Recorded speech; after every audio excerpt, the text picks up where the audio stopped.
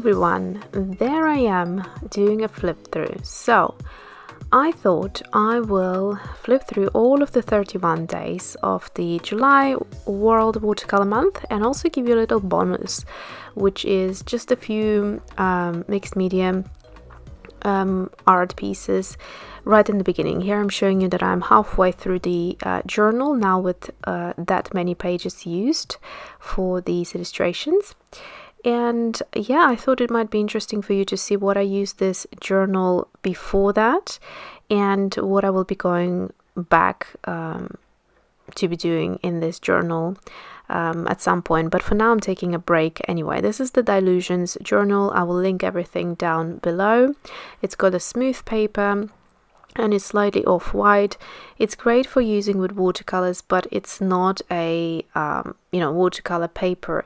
It's great for mixed media, this is what it is designed for, but I find that watercolors look really pretty on this paper, so you can still get the watercolor effects and the colors look nice and bright and sit beautifully, but of course it's not the same as it would be on a cold press watercolor paper, which is what I would go for generally. So here is what I have just sitting in the journal. This is from back when I first bought it and started experimenting. I think around the same time I bought the Tim Holtz Distress Oxides. There's a lovely pocket here, which I could slide those bits of paper inside as well. I like to, however, keep cut out collage pieces in that pocket. So here is the first page.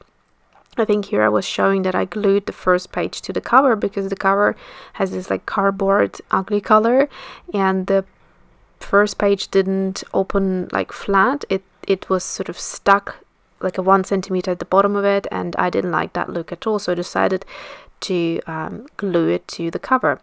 So here is just a mixed media piece that I did with die cuts and of these botanical die cuts.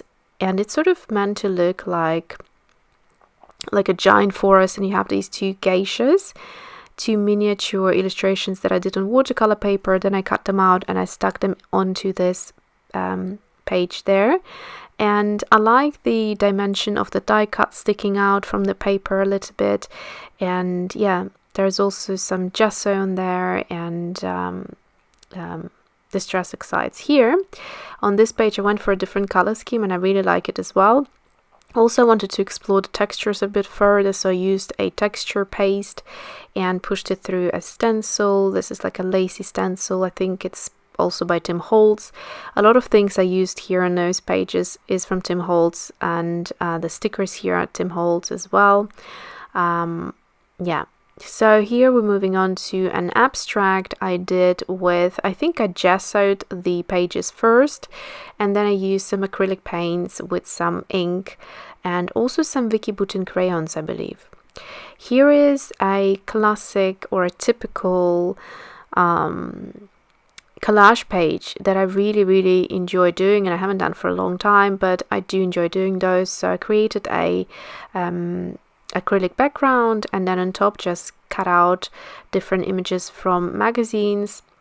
I especially like those Elle, I think it's Elle magazine, the smaller version of it, not the full size, and I like the sizing of the photos then, so you can cut them out and it works well in this size art journals. So yeah, another bonus there. So I like that turquoise as I'm showing you there on the previous page from the collage, and then I decided to explore it and create this beautiful teal turquoisey background, again on gesso, mixing up some acrylic paints and then just using a gel fine point pen of some sort. I don't remember which pen it was now. This was done ages ago, and done some botanical illustrations, and then in between there stuck a fashion illustration, which is sort of in a bit more Tim Burton kind of style, but it's my own style. It reminds me a little bit with the darkness of the illustration. So here all of the illustrations we're going to look at now they're going to be the World Watercolour Month illustrations, which I went for a botanical theme, and they all have the same style, which is kind of put them in the corner. So I pick one main flower and I position it so that most of the page is exposed and there's like loads of negative space. And yeah, I don't have the tutorial for the first July, but there is a tutorial for every single one of them, and that was quite a fun experience to create all of the basically 30 illustrations in 2 weeks time. So I had to do quite a bit of catching up, but I did it, which was fantastic.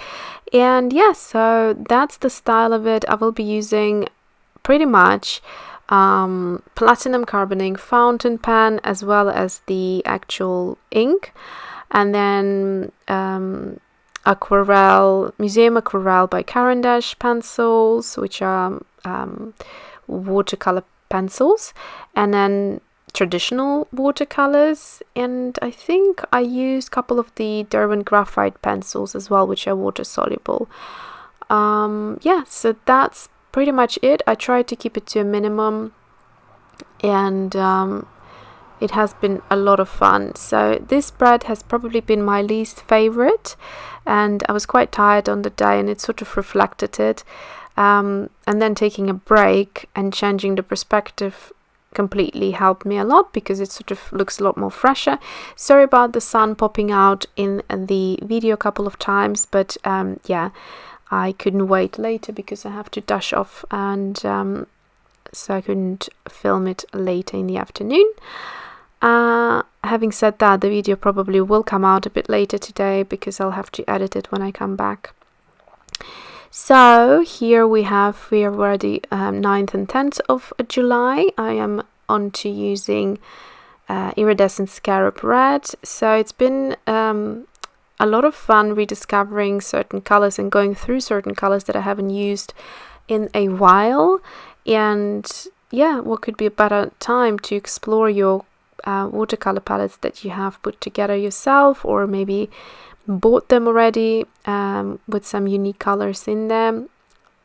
So it's been fun. So here I'm showing you this purple theme that I really liked and wanted to explore a little bit more, but in the previous one it was moon glow. Here it is lavender, and most of the colors are Daniel Smith, or I think there's a couple of Schmincke and mid-yellow even, that I think the 2nd of July had a little bit of that creamy color in there.